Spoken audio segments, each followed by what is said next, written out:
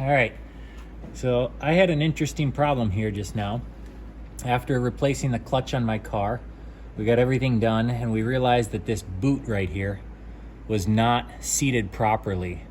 And so I ordered, and I was thinking, you know, the boot was cracked and I would have to order an entire new ball joint, which, as you guys would know, that requires pressing out the lower ball joint and buying a new ball joint. I didn't want to do that, but I ended up taking this snap ring right here off and damaging it in the process just to find out whether or not the boot was still good. And when I took the boot off, I found out that the boot was still good, and it was not bad.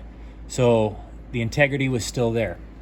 But then I ran into the problem, could I even order just this ring? And luckily I was able to through Honda, and it was about $7.50, which is better than $130 for this entire lower ball joint. I got it home, and my oldest son, and I were trying our darndest to try and get this ring on with some snap ring pliers and some needle nose pliers and picks like this to pull it and open it, and we couldn't quite get it. So what did we do? Well, come on over here, and we're gonna take a look at what I ended up doing that solved the problem in a matter of seconds. So what I did is I measured the diameter using my caliper here of how wide was the widest part of that boot. And I measured it and it was 1 3/4 inch. And I decided, well, what do I have that would slide open like a cone? And so I found a funnel and I ended up cutting it right at the appropriate point, and I measured that distance, and I went a little bit bigger so that I'd have a little more to play with.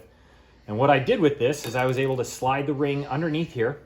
Okay, I don't know if I have the old one laying around here somewhere. I think I do. But, yep.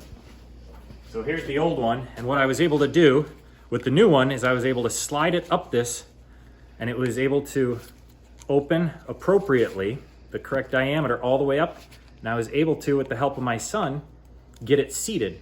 So what I did is I took this and I put it underneath here. Go back around the other side here, Justin. And I was able to put it underneath the boot here and work it onto the boot like this. And what I was able to do is put that new ring, and Justin and I, my son, we took, just like a trim tool type thing that would push this up there.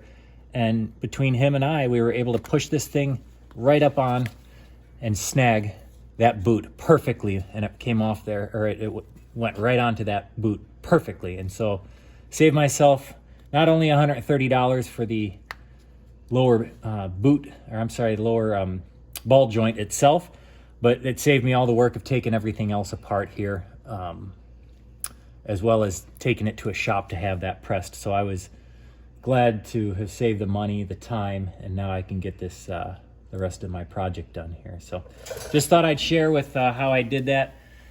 Just a funnel, simple as that. So thanks for watching.